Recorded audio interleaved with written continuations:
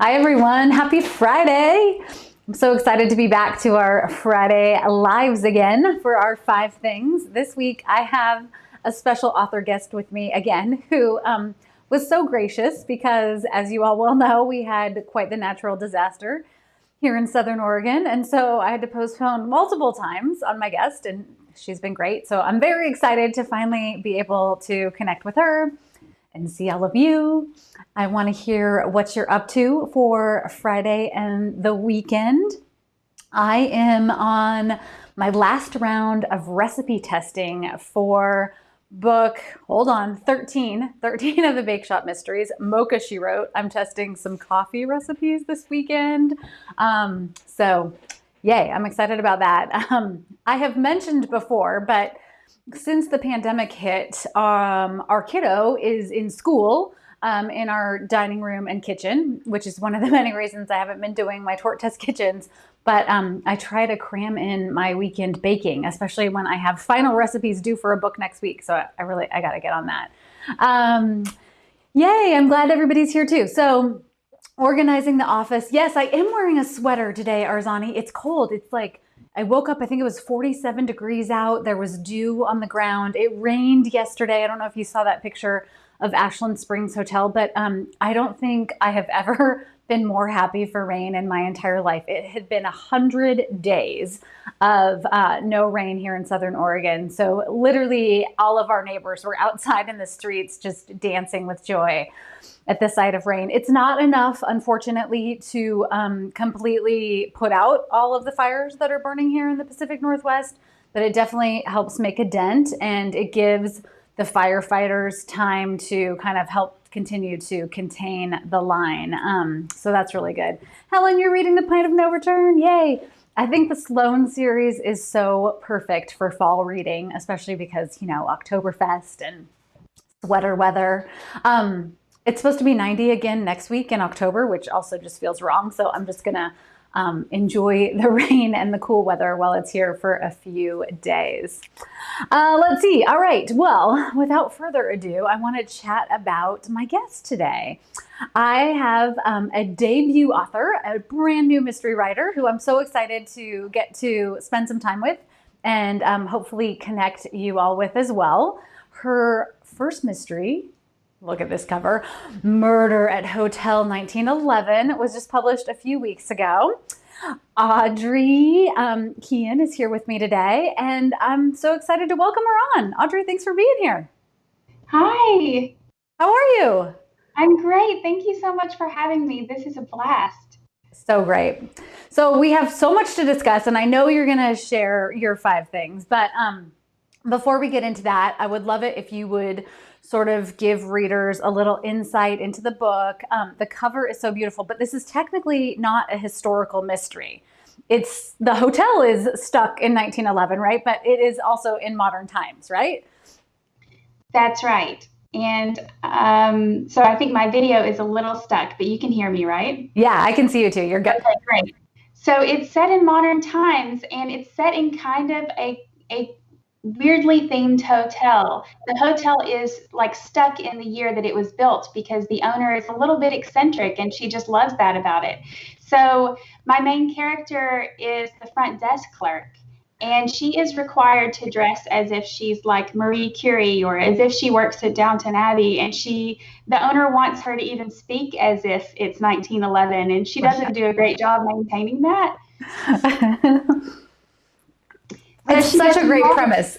Yeah, thanks. Like things do, just kind of creeped up on me.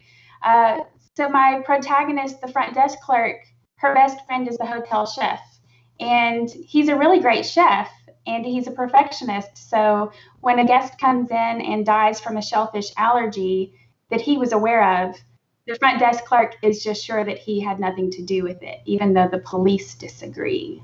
I love it. Annie says she loves your 1911 logo in the background. That is genius. My husband made that for me. Yeah, but my tech guy husband wants to know, did he make it on a glow forge? I don't know. It was like wood shop magic. He's a woodworker, and he made it all out of wood. So cool. It's so important to have these husbands that help support our careers too, right? So important. So one thing I want to touch on, and this might be in your five things because we haven't chatted yet about what they are, but one thing that I think really resonated with me, and this is something that I have talked about at length, is that you touch on anxiety in this series. And I know I suffered from panic attacks in my 20s, and for me, really, writing is such an outlet. I've often said that writing is like the creative curse, because if I'm not channeling that energy into something positive, my head can just spin in all kinds of directions. So, Yeah. can you talk a little bit about like how you came to weave that into the book? Yeah, absolutely. So it is one of my five things, but we can just make that number one. Perfect. Okay, Um, good. yeah, that's great. So I am kind of a fixer, and I don't like to leave things alone. And one of the things in my life that I was always trying to fix is how I feel inside my head. And I think we as Americans just don't look at mental health as being as important as physical health. So for me, that was something that I had to figure out and name. And like you say, it's kind of a busy head. It's you're too busy being busy in your head to even name what is going on there. So I don't know. I was looking for a relatable flaw to give my character, something that really fleshed her out, and that became really obvious to me. Um, and it's something like 18% of Americans struggle with anxiety. It's a huge number. It's like the most common mental health complaint that people have. But a lot of people just don't receive help. So I think it's important to just have these really realistic flaws on the page, and then we sort of normalize them. Right. Yeah, it's so true. I'm seeing in the comments a lot of readers feel the same, that who are dealing with anxiety and stress. And, obviously in this year in particular, I think it's really highlighted the importance for mental health. I know that over the years, I've learned lots of tools through the help of therapy and meditation, and certainly writing has become an outlet. What other sort of things do you do for your anxiety when you start to feel it ramp up? Yeah, absolutely. I think yeah, writing, meditation is great. I think physical activity is really good, even when you don't want to do it or you think that you don't have the energy to work out. Just being active is really good for me personally. And then I've started experimenting with CBD oil, Mm-hmm. um, and I think that can be helpful for some people. I think it's working for me. Nice. That's great. Well, I'm so appreciative that you're willing to be vulnerable and talk about it, because I think the more we talk about it as a culture, like you said, the Mhm. more we're able to normalize and make those connections too. So that's great. Okay, Yeah, for well, sure. I skipped ahead to your number one. Do you want to move on to your number two? Yeah, absolutely. Uh, so number two would be that I very much love the place where I live. I'm coming to you from Chattanooga, Tennessee. I was born and raised in Tennessee, although not in Chattanooga. And I love it here. It's beautiful. We have mountains, and the city is set right on the Tennessee River. It's just a phenomenal place with a lot of great people here who just invest in the city. I'm sorry my video keeps freezing. I know, I tell you. I'll just keep on talking. Uh, You need a so, pose like every time it yeah, freezes. this is The just good thing is we know can that hear it's you. gonna happen. Oh man. But so I love Chattanooga, but I'm also a traveler, and I am always thinking of the next place I want to go and just planning the heck out of that trip. I never want to leave anywhere. It's all the trips are always too short for me. So that's thing number two. I love it. Well, how has that been with not getting to travel so much this year with the pandemic? Has that been hard for you? It's kind of devastating. Yeah. We had a trip planned to Ireland this fall, and I've never been there, and yeah, got canceled. Man. Well, Yeah. I'm hopeful that, like everything else, this experience will just appreciate travel that much more once we're able to really Mhm. venture out broadly again. Yeah, I hope so too. Okay, moving on. What is your number three? Yeah, so number three is that I used to write, I got my start in professional writing, writing about homes that people actually live in mostly, or sometimes homes on the market. And I think that was really inspiring to me to get to go into other people's homes and see how they live. And sometimes these places were more mundane, but some of them really stand out, and I think that that's why I ended up setting my novel in this hotel that's really a former residence. So was the hotel based on something you'd actually seen in It's real really life? not. The hotel is sort of a what they call a Beaux-Arts, or kind of a classical revival style, and very fancy. And I never got to see anything quite that elaborate. But we do have a castle here in Chattanooga that's like a private residence, and that one was incredible. It's like 17,000 square feet, and it looks like it's been there a couple of years, I mean, a couple hundred years, but it's really brand new. Amazing. So, how did you do research for Hotel 1911 then, in terms of, because I think you did such a good job in describing that lushness? Well, thanks. I think that the Vanderbilts built a lot of homes that were kind of that style and of that period. And so that was helpful. Without the internet, I don't know what we'd do.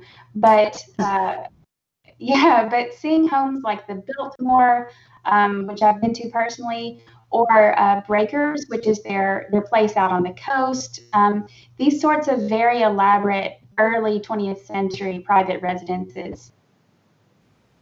Yeah, very Yeah, inspiring. super inspiring. Plus, I mean, they make me want to go visit there too. So, that travel piece, you've hooked us all in. Good.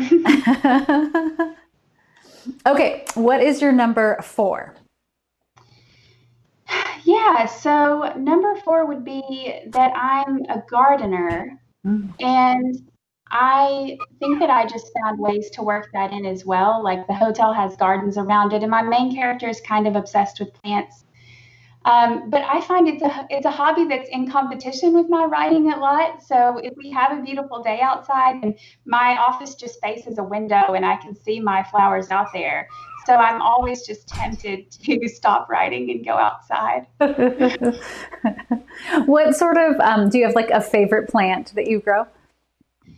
Lately, I have finally gotten the hang of orchids, which I've been trying Oh. to, get around to for a long time. And they require a little bit of babying, but I think I've finally gotten it. I got one to bloom for the first time in 3 years this year.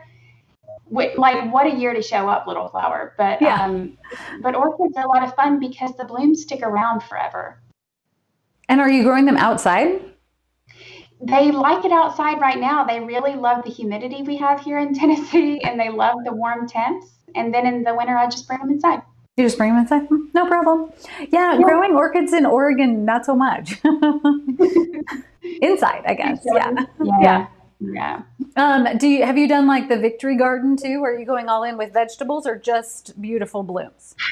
I'm mostly just selfish about it, and I just grow pretty things. I've done Fair. vegetables before, but vegetables require me to get out in the summer in the middle of the Tennessee heat and humidity and actually weed in the hottest part of the year, and that's not as much fun. Yeah. I feel you on that. That's fair. That's totally fair. Okay, moving on. What is your number five? Yeah, number five is my interest in family history was also a thing I got to play with in the novel. So my main character, she has kind of a strange family, and she's estranged from her strange family. And I think, like, I relate to that plot, but I think a lot of people hopefully do as well. That search for connection and search for where you came from. So I played around with my family tree some and actually traced it back, I think, to like King John of England, who was the brother of Richard the Lionheart, and William the Conqueror, and even as far back as Charlemagne.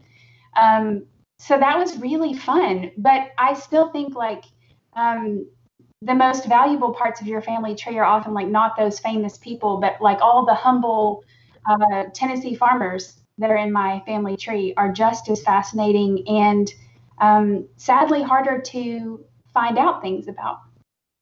Yeah, right. That seems like a perfect side quest. You know, you could go down a long, deep treasure trove of, yeah, Yeah. I love it.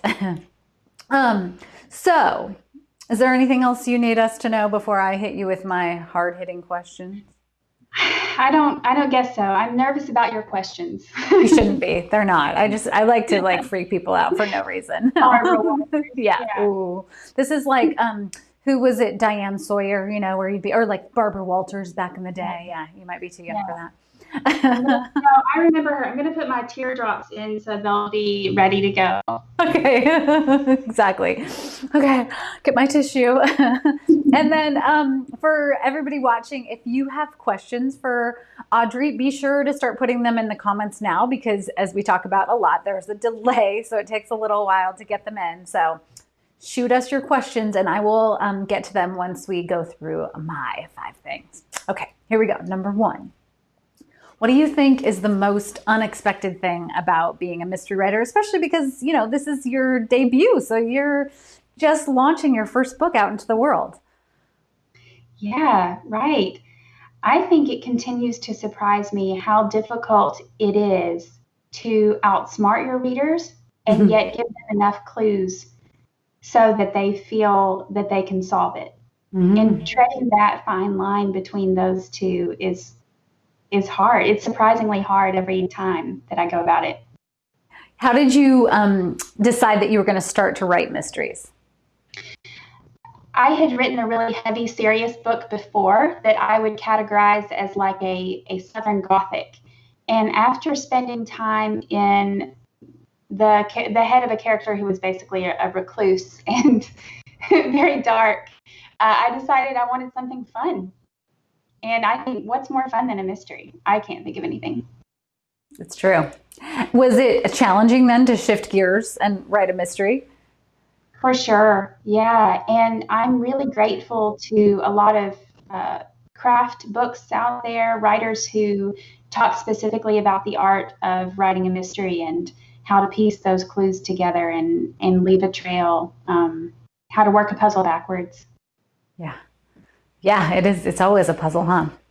Okay, good answer. Moving on to question number 2. What do you think is the biggest myth of mystery writing? I know that, you know, you're just starting out, but still there are lots of myths out there. Yeah, for sure. This is a great question.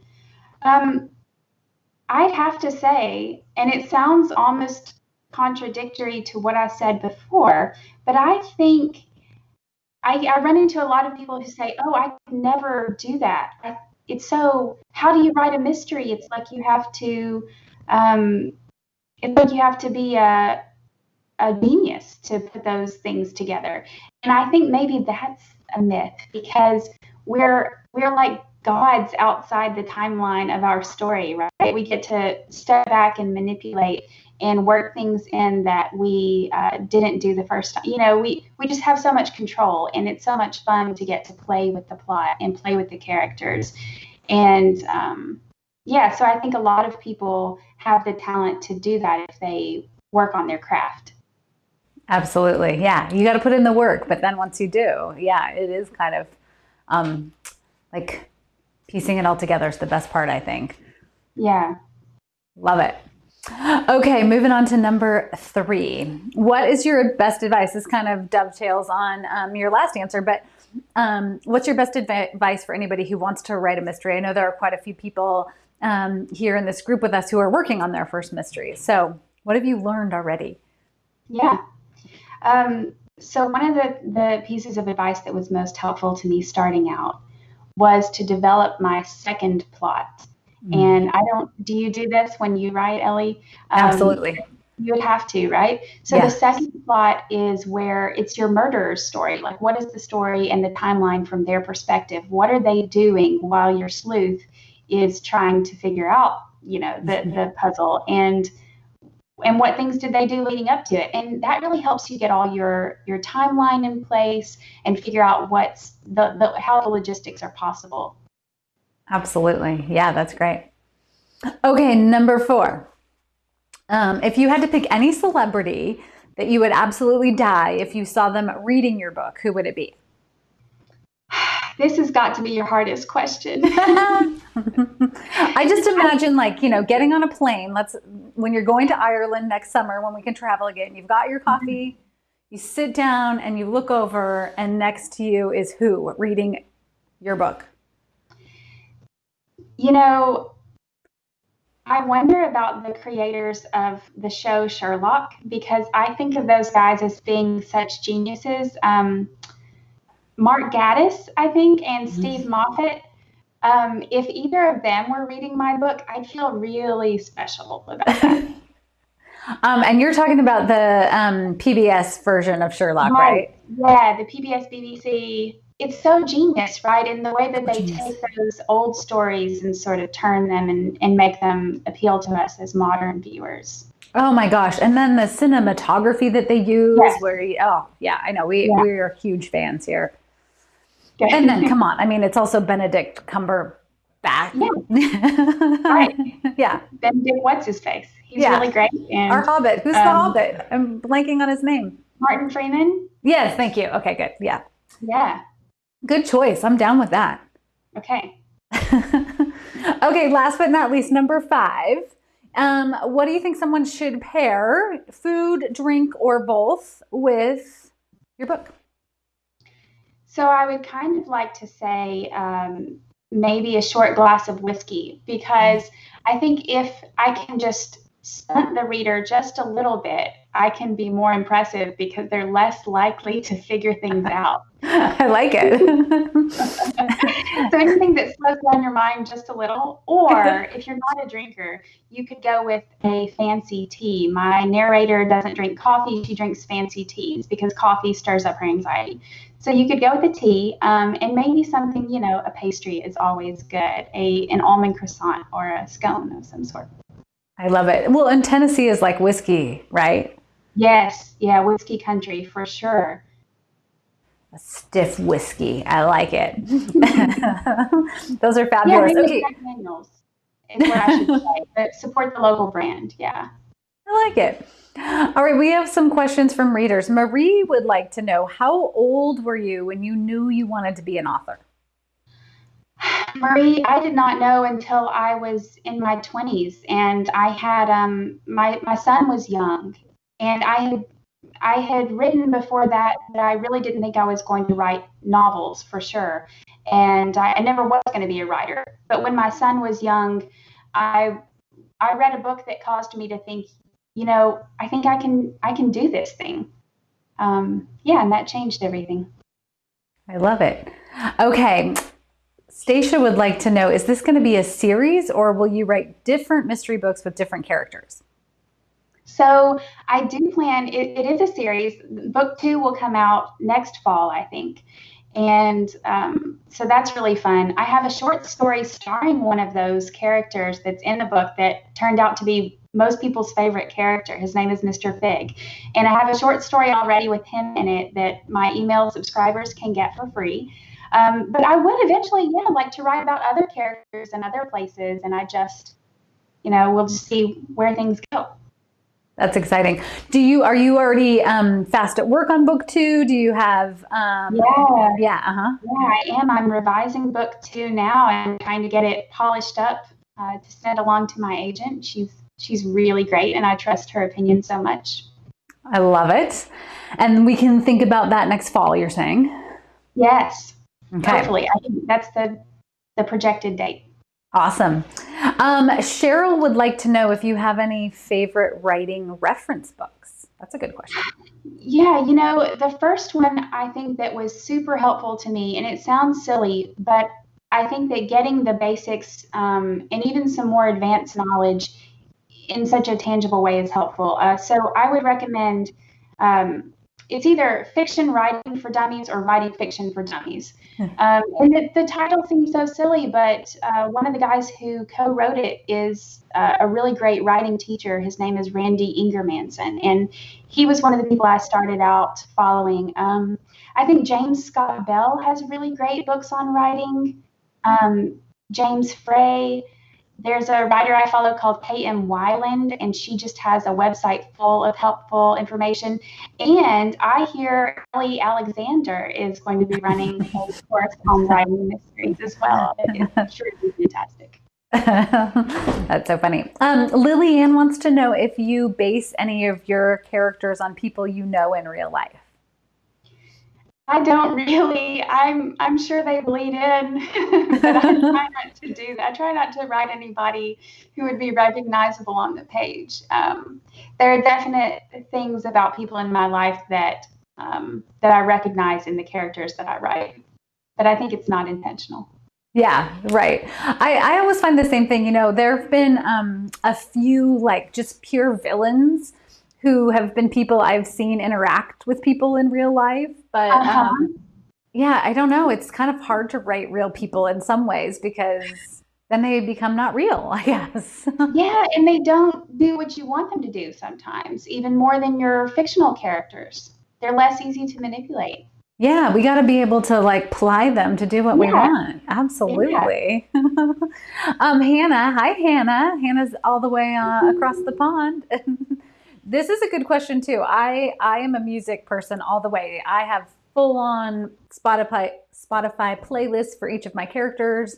But are you pure silence or are you a music writer?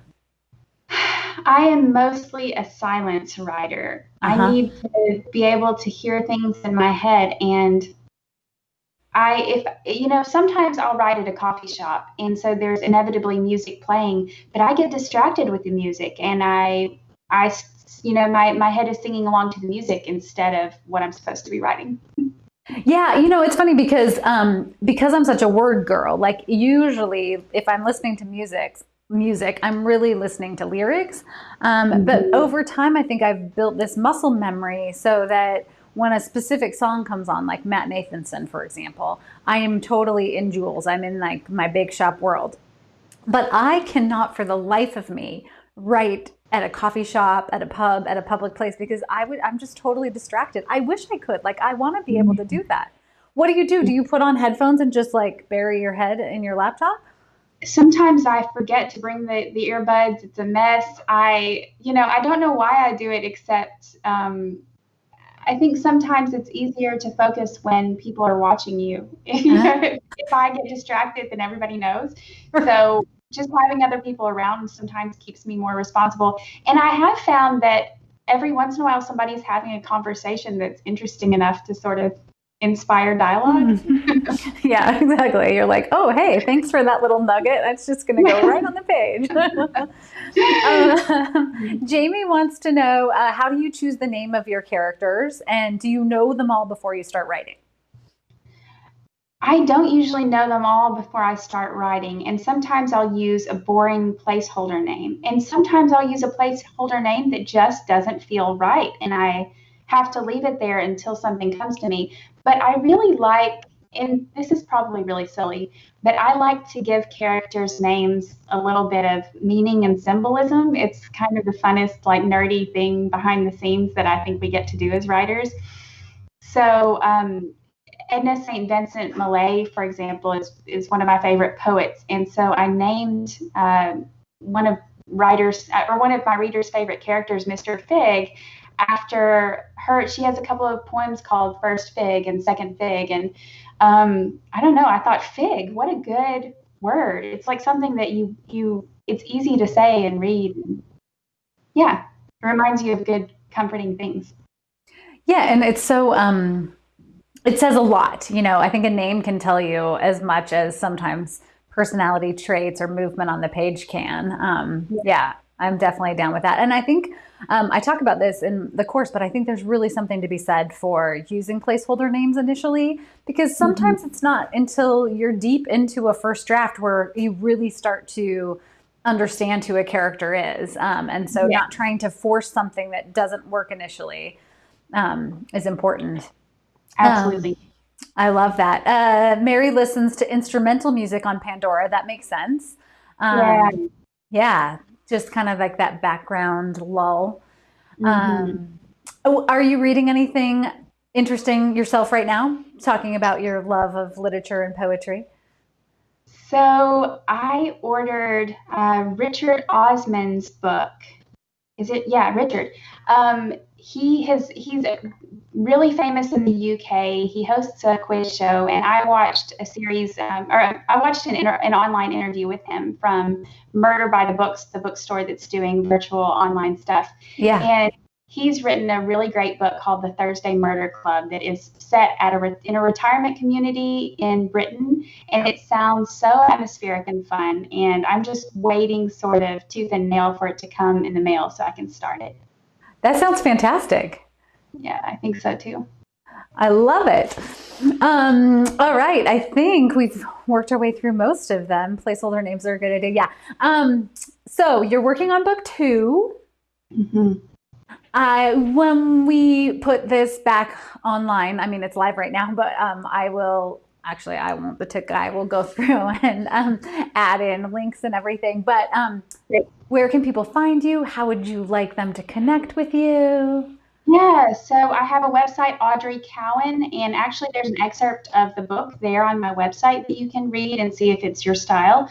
And I am also here on Facebook at Audrey Cowan Writes, and on Instagram. I do kind of different things in both those neighborhoods, so you can just see what appeals to you. And you have your newsletter, you said, where if people subscribe, they can get the That's short right. story. Yeah, it's a short story, and it's got some really cool illustrations that I hired an artist to do. So it's kind of fun. I love that idea. Oh, it's been such a pleasure to get to finally talk with you. Sorry that we had some challenges here, but we're on the So mend. worth the wait. Thank you so much. This has been so fun. So great. I will talk to you again soon. Thanks for joining us. Okay, thanks.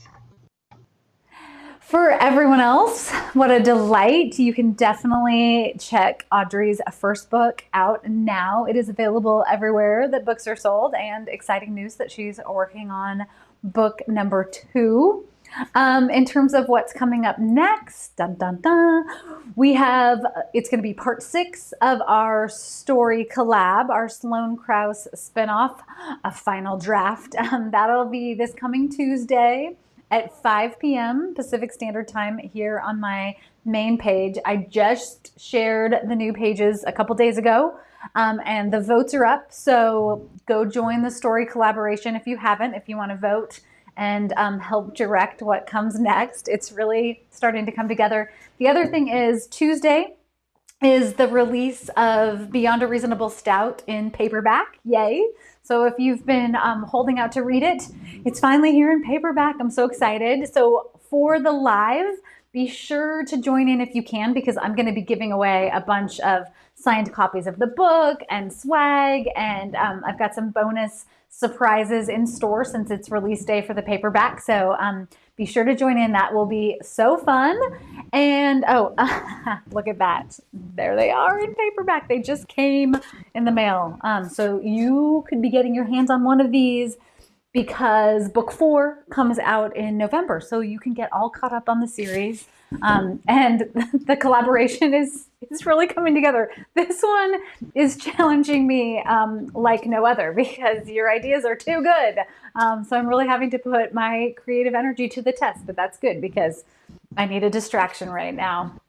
Let's see what else. Next Friday, Jenny Kales is going to be joining me. Again, everything kind of got pushed back, but we'll be back on track. So for the next, I think 3 or 4 Fridays in a row, I'm going to have a special author guest, which is great because I love having author friends join in and learning about process and how everybody comes to write, and also learning new reads for myself. All right, I think that wraps up our 5 things for this week. As always, thanks so much for joining me. And I hope you have a lovely weekend filled with lots of fall read. Bye.